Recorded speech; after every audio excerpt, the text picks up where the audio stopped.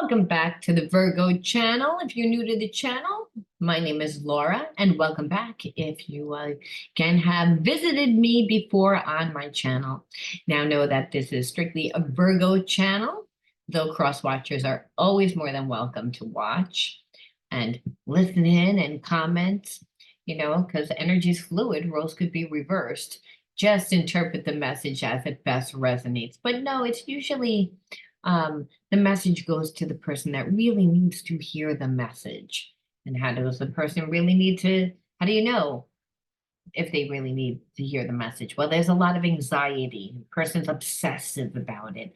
Why I'm saying that is I'm feeling as if, Virgo, you are in connection with someone that is really obsessive about you, like they are nonstop thinking about you. And I'm feeling like they're getting like really antsy, like they're really getting like impatient. Now, I don't know why I'm feeling that way, but we're gonna see. Now, if you're new to my channel, know that I like to go not just look at see what goes on the surface. We do look at the spiritual blocks and shadows, see how they play out as karmic themes, along with everything else, like what's going on the surface, like what your person feels about you and all that good stuff. I like to do that because spiritual relationships are difficult, and they're difficult because they tend to trigger us. So there's many different realities that play out at one time. Your level of consciousness will determine what you do. And meaning that if this is a karmic mate, it means that um, it can go either way, that the person could be really great or they could be really shitty. And when I say shitty, it means that they could be really immature, play games, gaslight, be one-sided. And now if it's a past life that's ready to evolve, then it's going to be a little bit better because there's a want and desire, but that doesn't mean that they're ready. So we look and see what the intentions are first and foremost, whether or not your person's even open to like really want a relationship. And if they are, well, then it's dependent a lot of times on you because that person is blocked. And so it depends on what you do. A lot of times what you'll notice is you're getting a person that it triggers you because you have wounds. They awaken your wounds. And why it's karmic is because if we react from our wound, we're not going to like what we manifest. But if we react from the higher self, which is the part of ourself that is made of unconditional love, this is when we see things through the filter of unconditional love, because we're all born half dust, half deity. The deity part of self is the supernatural universal part of ourself that's considered the Godhead part of self. It's just a consciousness, and that consciousness is again of unconditional love, and that's our energy when we're born. But unfortunately, we're born into families and societies that make us form these um, these wounds. And so over time, those wounds turn into shadows, and those shadows then are projected out into our environment, and then they play out as karmic themes. So you're able to actually heal if you know what to do to integrate the spiritual lesson. So that's why we like to look deeper, because a lot of times with our soulmate relationships that we're so conflicted because there's too many emotions going on at one time. We love the person, we hate the person triggers us, we miss them, but then also they aggravate us, so they make us crazy. And the reason why is because we need healing. We're drawing a person to us that also needs healing.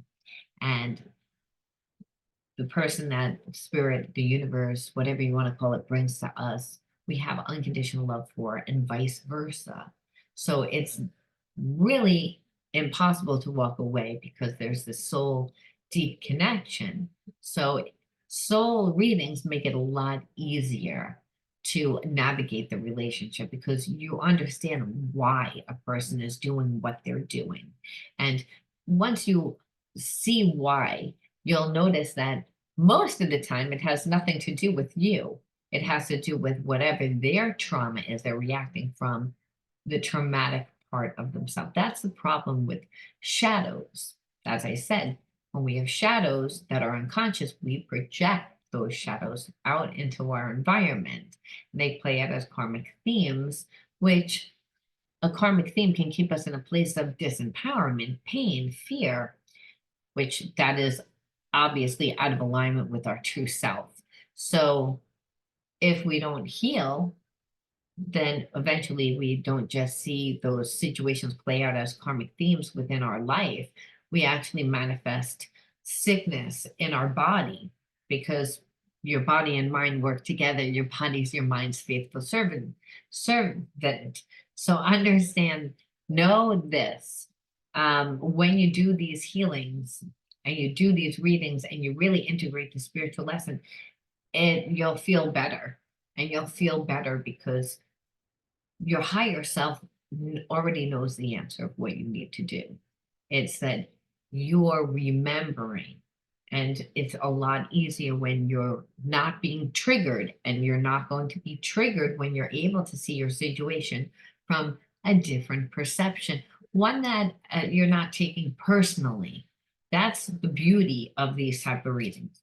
All right, now if you want to enter into a free reading with me, you need to like the video, subscribe to the channel, and write the word of the video in your comment bar. You'll know if I chose you, if I wrote the word winner underneath. If I did, we'll correspond back and forth on YouTube, figure out best day and time, and then reach out to me on my email you'll find in the description box, along with all the other important information. And I'll send you the link either the day before, a few days before, the day of the live stream, the day that we both decided, and the time, it'll be the time that we both decided. Past life is the word you're going to write in your comment bar, and that's the word that I'm going to start the reading off with. Again, that spirit wants to talk about. And so when we're talking about past life, karmic, and I guess that's why I was talking a lot about a past life. Karmic mate is a person that we have unconditional love for. There is soul recognition. There is a sense of familiarity. We feel as if we're supposed to be in this person's life, and vice versa.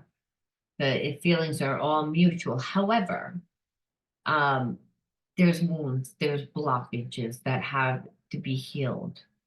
And thing is, we wouldn't know what those blocks were unless, again, we had something or someone come into our life to trigger the wound. So I'm feeling, again, you're in connection with a past life karmic mate.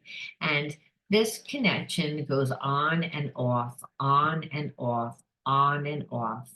And there's a sense of your person has a lot of trust issues, because every relationship that they have is like that. I feel like they don't have relationships unless they're really over the top. There's a real like passion. And so the thing is, spirit brings people to us that have a different approach to life. They think differently, they act differently. And as I said earlier, a lot of times the way that your soulmate acts will trigger you, will become aware. And the reason why is because spirit wants you to be a clean conduit. And that means that you are a clean vessel for spirit to work through, because again, you have a supernatural part of yourself. And that supernatural part of yourself is that God part of self that conspires to bring you the people and the situations and the experiences that help you to create yourself, so that you can then contribute to humanity. Really, that's the whole thing. When we're born here, we're born into earth, really from a spiritual perspective, to be a expression of God. Really, that's what it is. And a God is just unconditional love by doing what we love. Thing is, we all have blocks. And these blockages sometimes play out as financial issues, sometimes they play out as relationship issues. Now, here we see again, like blockages within the relationship. Not maybe you don't have those blockages, but your person does have blockages and it triggers you because there's a part of you that doesn't want to deal with it. I feel like you've done your healing and you're just like, I have feelings for you, I do, but there's a sense that you can feel where the person is on their evolution, and there's a sense that they don't really want to do the work.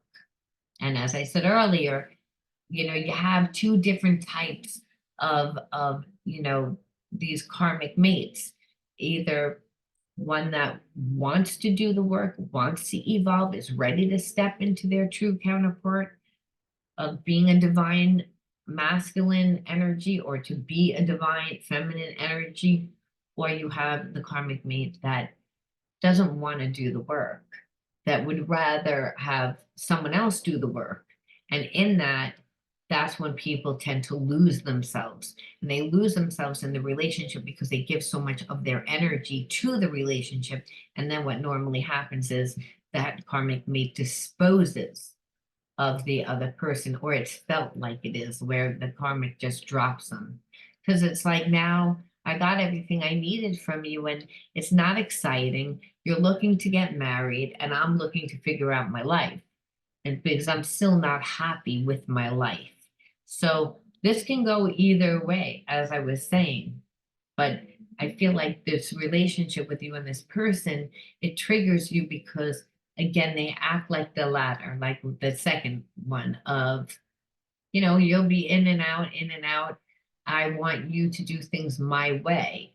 I want you in my life. I have intense passion for you, but I don't want to have to do all the work. That's just the energy that I'm feeling. And I'm going to see why that I'm feeling that and whether or not this person is going to change, if they can change. So we first start by looking at the hidden truths. What is your past life karmic mate really truly feel? What do they really, really want? The timing just wasn't right for us. So there again, like I said, I feel like they were in and out of your life. And the thing that I don't like about that is it's again, I feel as if there was someone that came into the relationship acting as if they knew exactly what they wanted, with a lot of passion. They were very doting. They were very, and then once they felt that they had you, they again would ghost, not be around. Like, and so there's a sense of always wanting to hook you. And so now they're saying, oh, well, like the timing just wasn't right. But really, why did you come in and all those other times and acted like time was right? Is the issue. Like this person tends to look at the relationship only from their perception, is what it looks like. I love you. I feel like this person, again, recognizes the soul connection. There's a familiarity, there's a comfort. Um, I feel that also that being a past life karmic mate, they're pretty stubborn, because it's a hard relationship. It's one that comes in and there is a lot of passion. There is a lot of like soul recognition and familiarity and all the signs and synchronicities and the magic. So there's an essence of thinking that it's going to be perfect. And then you're in a relationship with someone that triggers the shit out of you and doesn't react the way that you need them to react. And so if there's a lot of self-awareness, but I feel like they're realizing that they don't care. Like, that they're realizing they have no control over that love. I hid who I really am from you. I feel like they're very sensitive and they pretended to be someone that was very cold and very callous to not let you get close. Um, there was a sense of not wanting to be vulnerable, not being able to feel vulnerable. And so, again, putting on this facade, again, because this person has wounds that they need to integrate. And then when we have wounds, we create personas. We want people to perceive us from those personas. But like I said, I feel like your person's actually really sensitive and they acted like somebody that was really cold and callous that they didn't care. I feel like the deep connection really triggered them. It made them feel vulnerable and they're not used to that. I know I messed up everything. Yeah, because it's like they didn't realize this connection. It's again, yes, they recognize the soul recognition, like, oh, there's a familiarity. I always feel like I've known you. Yes, I find you attractive, but I feel like this person always looks for there's to be something wrong, never really 100% commits in relationships because they never allow themselves to be vulnerable. They never um they play a lot of games. Like I said, to get the person hooked normally. And I feel like they feel like they can never hook you. So you're a challenge. And that's why they have put in a lot of time and without realizing it, because it's almost like a game. This person um, navigates relationships almost like it's a game. I left you before you could leave me. Again, this person acted cold and callous. They didn't show you who they were. They came from their facade. They wanted you to believe that. But then what happened is they they after doing all that, now they're like, I realize I really have feelings. Yes, I knew that I had feelings before, but maybe you never walked away like this before. Like you walked away from this person this time where before you might walked away and they could just reach out a little bit and then they'd start talking, they'd make up some excuse, you knew it was an excuse, you didn't care, but you got to a point where you just got tired of it because this person is, like you said, they don't really didn't act like they wanted to commit and they wouldn't want to really commit if they're not letting you really know who they are because there's a sense that they don't like who they are because they don't really know who they are. So they will automatically assume that you will not like who they really are. So again, why they create the facade, why they let you believe that they're that person, the facade, instead of really who they are. And I feel like that's what creates all the problems. And this is really how spiritual blocks play out. Again, there's a good relationship and instead of your person being emotionally intelligent to be able to have the appropriate reaction to the experience because they have feelings for you, it's like they thought, let me try to be someone else that I think that you'll like, but you like them the way that they were, but they're like, yeah, but I didn't never really let you in, so you liked me from that, so maybe I just do more of that, like be on guard and create this persona, twin flame journey. And so they realizing again that they just can't walk away, that there's a lot of passion in this, but really a twin flame journey is so much more than just the passion that two souls like have for each other. It's it's not even just the fact that you feel like that person really is your divine counterpart because they're really great and excel at everything that you suck at, but there's on a bigger level, the twin flame comes into our life to show us, to trigger all our wounds so that we can step into our divine counterpart, where we have this person come into our life that we have this unconditional love for, that we don't want to have this unconditional love for them because they trigger us. The things that they do hurt. Because again, are they conscious of it? No. It's because the universe has brought this person to you to help you heal, to help you evolve. And what happened is that this person didn't even know that they needed healing. They were operating the way that they always operate, which is not, don't let anyone in, pretend to be someone that you're not.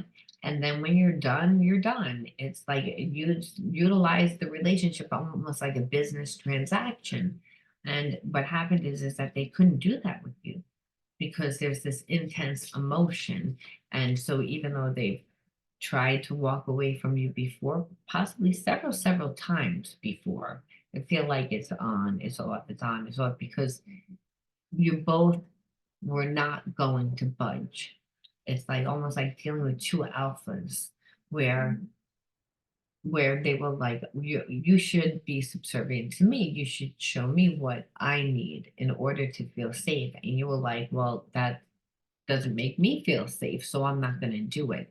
So the relationship would never get off the ground, mainly because of that, because your person wasn't going to compromise. They acted cold and callous, and like again, that they had no feelings because they assumed that you were going to eventually do what everyone else does, which is give in. Because no one wants to put up with it, and they could feel the emotional like bond. They could feel that you have passion for them. They could feel that it's so they never thought in a million years that you were going to walk away from them ever. But this is good because now they're realizing that they really have strong feelings. So they'll eventually have to surrender their ego if they want this connection to work out. Two came out, so we're going to take them. You are the first person to make me feel this way. And it's not uncommon because it's so twin flame connection. And it's one that really look at this telepathic bond, and that really is that ESP connection through time and space that we have with our past life karmic mate. So this is where your person was a past life karmic mate, and they want to evolve into the twin flame, that divine counterpart for you. And so that and it's because they never felt this way before. There's a sense that they don't want to fight. There's a sense that they want to compromise. There's a sense of, and that's because you walked away from them. So we look and we see what will happen, or what they, any more spiritual information. Again, we never know what the cards are that come out in this deck, because sometimes it's the whole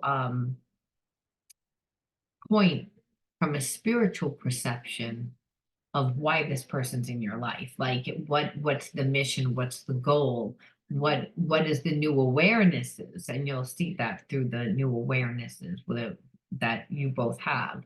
Or it could be what this person really feels about you, what they're going to do. I don't know. We are alchemists. We transform fear into love and shadow into light. So it's again, the bigger purpose to this relationship is, again, it's about healing your wounds. It's like with this person, that's, they weren't aware. I don't think this person was aware that they could have a real deep connection. And I also think that they always thought that they could control love, and that they didn't need to compromise, and that it was okay to really be unfair, and to not, they never really wanted to let anyone into their life. This relationship has made them like question a lot about their past relationships, the people that they've dated, because they know that they didn't really give those people anything. So they're, just creating a lot of new awarenesses for them on every single level, which is really good. But that's so that they can alchemize and really will pull why you pulled this person into your life, what spiritual lessons you're supposed to learn from them. But I mean, it's pretty much self-explanatory. It's telling us exactly. I feel the sexual energy between us, yet it's beyond physical attraction. It needs to be elevated to the expression of deep, unconditional love. And that it's like literally it's saying exactly what your relationship is. It's a twin flame journey. And from past life, needing to learn past life lessons that have not been learned yet. Um, twin flame journey, and that they can't stop thinking about you. There really is this telepathic bond, and the reason why is again to alchemize, be able to transmute the spiritual blocks, and that they really do love you, but that's how it's done. It's done through love, unconditional love. We, again, wouldn't volunteer to look at our wounds. We wouldn't volunteer to change. It's the fact that we have unconditional love for that person that's triggering us. So it makes us look at ourselves. And then it allows us to sit with it and look at things from all different perceptions. That's what I feel like your person did, because you gave them the time. They realize this. I hid who I really am. I sabotaged the connection, a connection, and not really for any good reason, just because of not having good relationships in the past, or just not wanting to again be vulnerable.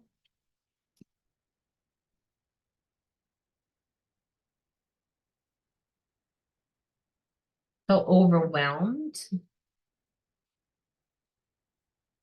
These are the inner child wounds. So yeah, twin flames, soulmates usually mirror out the same wounds. They tend to live the same types of experiences. Doesn't mean the behaviorisms are the same. Disassociated.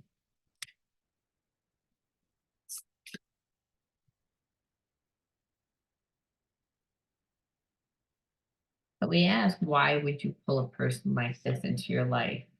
And dance. Well,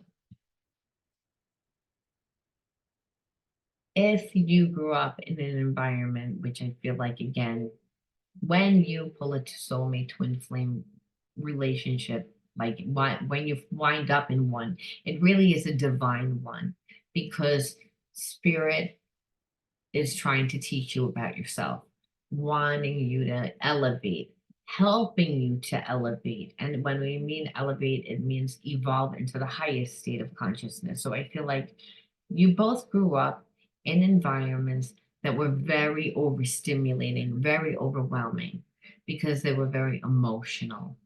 They were very imbalanced. You watched people like not have good relationships. And so when we grow up in an environment where we watch our parents not have good relationships, and we see our parents suffer, we actually inherit that trauma too. And so what happens is that you became disassociated. It means that, yeah, you know what happened, but there's no emotional feeling one way or the other about it. And I feel like for you, you learned how to go with the flow of it, right? That there's like whatever it was, you just went with the tide. I feel like your person checked out. That's the way that they learned how to deal with it. They learned how to deal with the trauma of that situation from checking out. And I feel like for you, went into your own little world. And that's how you were able to go with the flow, which is also another form of disassociating, just um, kind of just more in a positive way, because you're like in your imagination. And so the child that survives, they thrive, and they thrive because, again, they pour themselves into like stuff that they love, into grounding things, into doing things. And this is dance, which is very grounding, when we dance. And it's also allows us to be able to like go with the flow of a rhythm, right? So no matter what that rhythm is, we can bind and go with it. But we shouldn't have to if it's in balance. And I feel like with your person, relationships just really do make them overwhelmed because they haven't had good relationships. I feel like relationships might go well for a certain amount of time and then they go horribly. And so they've learned not to get close. And they, like I said, didn't feel like they would ever get close because they're disassociated. So, how could we really heal detachment and disassociation? Well, through unconditional love, through learning how, through being with somebody that kind of, I don't want to say teaches, because they're not going to sit there and say this, but through learning how to be in a relationship. And really, all it takes is to be tapped into your person, to talk to your person, to ask questions, to really know them, to really be in the relationship. What I see before is that your person was never in relationships. They did what they wanted to do when they wanted to do it. They stayed detached and disassociated. And that really would create a lot of like emotional turbulence within the relationship because no one wants to be in a relationship with someone that's not really there, that's checked out, that's only there like for the physical, but it's never there emotionally. And that's really what it is. It's like this is what normally happens with your person. And they tried to do that with you too. It's just you weren't having it.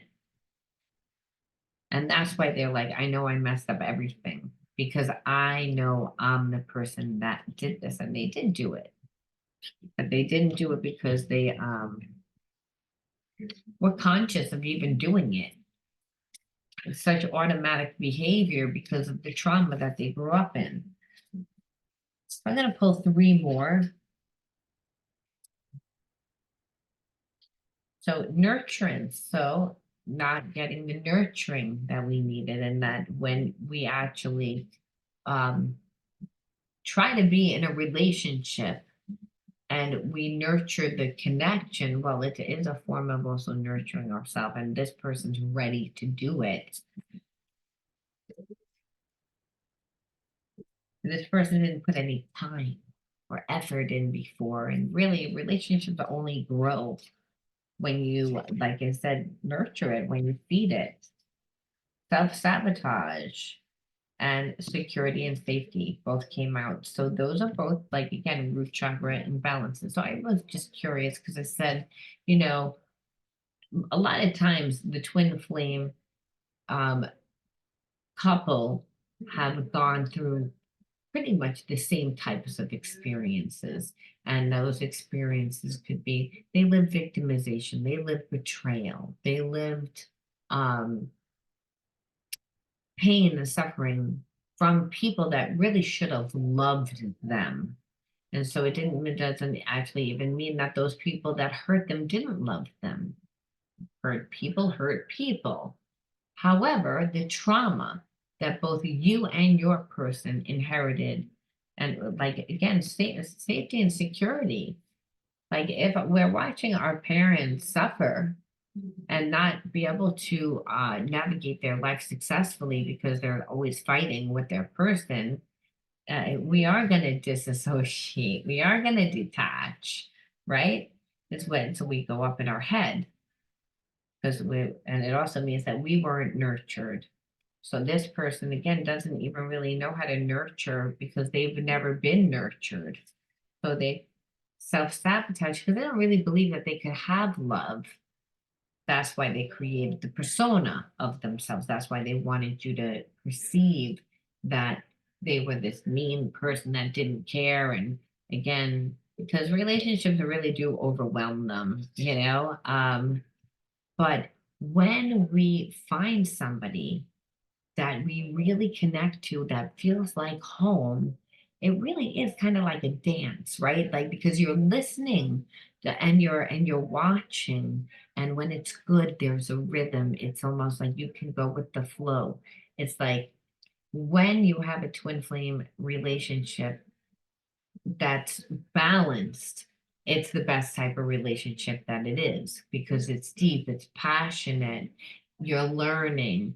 This person doesn't think the way that you do. Their approach to life is completely different. It's opposite. In fact, usually you're getting a person, if you're very intuitive and spiritual, you're getting a person that's very analytical and very logical.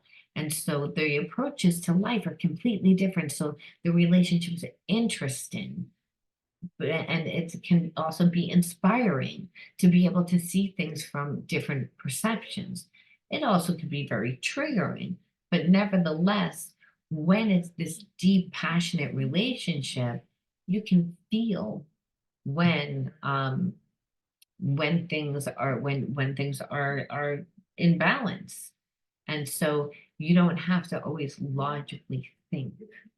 It's more of a, like you said, ESP connection through the heart and mind. And but through the mind, it's just this knowing. I'm talking about the mind, I'm talking about the higher mind, which is that where claircognizance is, which is clear knowing, and that's the language of spirit, because we all have spirit inside of us. And so love, unconditional love, is what spirit is. And so you're getting this person to actually help heal you of those blocks so that you become whole. And so that, again, you become whole by integrating those blocks. And that's what this is happening. And I say this because again, I feel the sexual energy between us, yet it's so much more than that. It's a deep relationship of learning and of love that you can't walk away from it. But like I said, you're both are going back into situations that with relationship where relationships are were not easy, especially when we didn't feel safe and secure in our childhood. Then the closest relationships to us should make us feel safe and secure.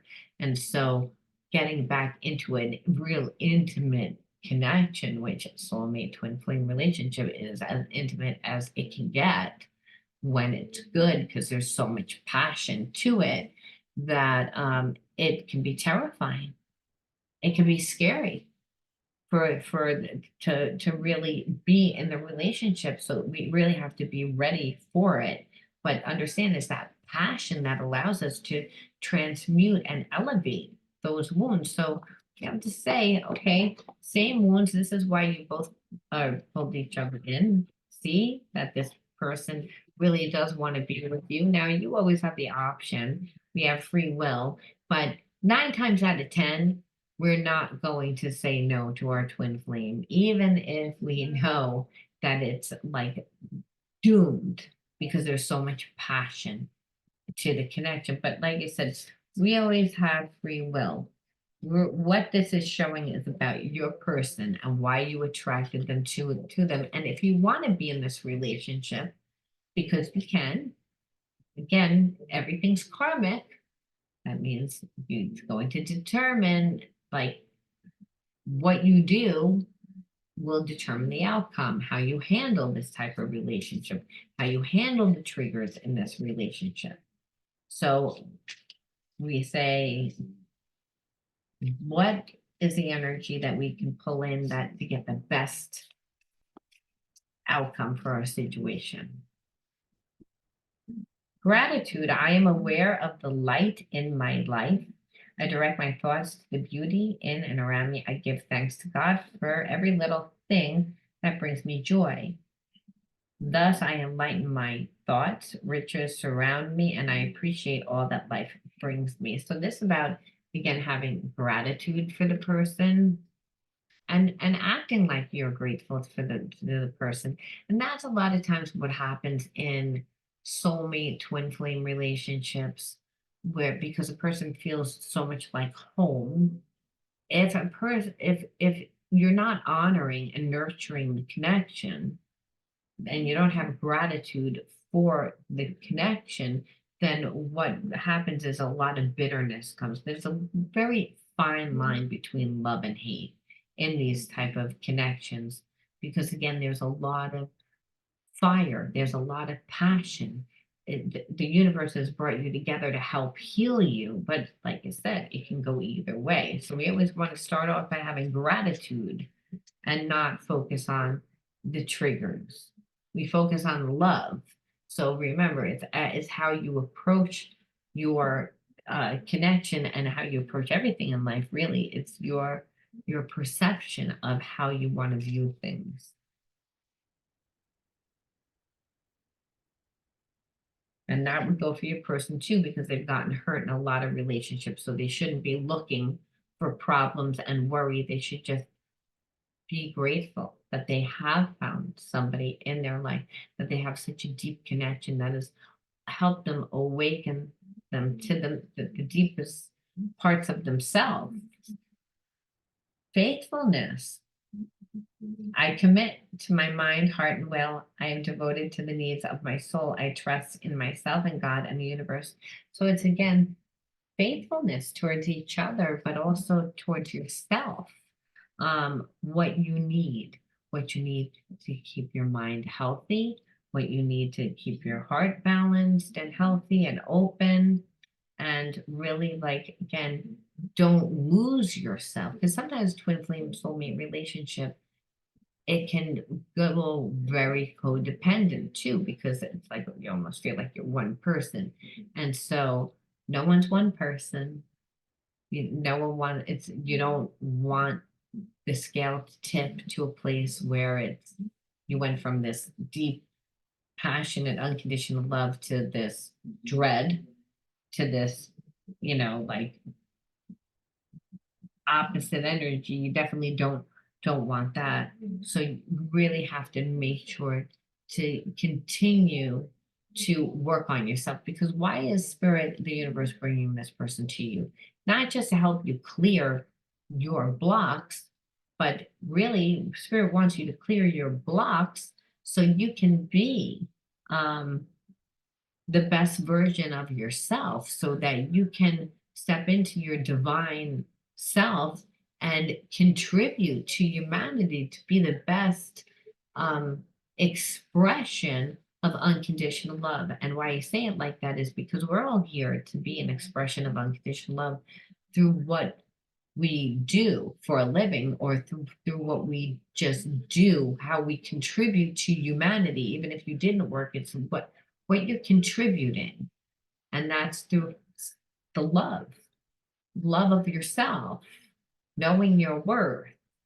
So like you're getting this person to help you step into that best version of yourself, so that you can like I said, connect to not just your person deep, but everyone on a more deep and intimate level. Even if it's not everyone, everyone's not going to be in your bedroom, but it's can, like, to have everyone that you connect with on a deep soul level. So that, and that can only happen if you're faithful to yourself. And then when you love yourself, because you're faithful to yourself and you do everything that you need to do for yourself, then you're not looking for anyone else to do anything for you. That's number one. You're not going to be codependent, but you're also going to not have a desire to look for anyone else, because your life is rich, your life is full, you have unconditional love from this person, and that means you're not expecting them to change or to be someone that they're not. A lot of times that happens when we're not healed, when we have wounds, especially in a soulmate twin flame relationship. We want the person to be different. And that's exactly how your person started, but you would not be different. You stood in a place of like, I'm going to be true to myself. I'm going to be faithful to myself. And in that, it made them look at themselves. It made them look and see what's really important but to be able to continue on, to stay balanced, it's to be grateful for the relationship, but like I said, faithful to yourself and your own needs. This way, it'll be easy for you to be faithful to each other. Because, like I said, it won't be codependent. It'll be really, we're together because we love each other. I'm going to leave that there, Virgo. You let me know whether you resonated with it. This was a really awesome twin flame like story, because it would like told everything and it came out so easy, like literally, that it couldn't get any clearer. So, and like I said, we don't normally see that. We usually see a lot of restriction. So it was nice to see that this person has evolved, has at least done a little bit of the work to realize that they were wrong. They want to like, and they want to fix the relationship. And I like that. All right, Virgo, I'll talk to you guys soon. Bye.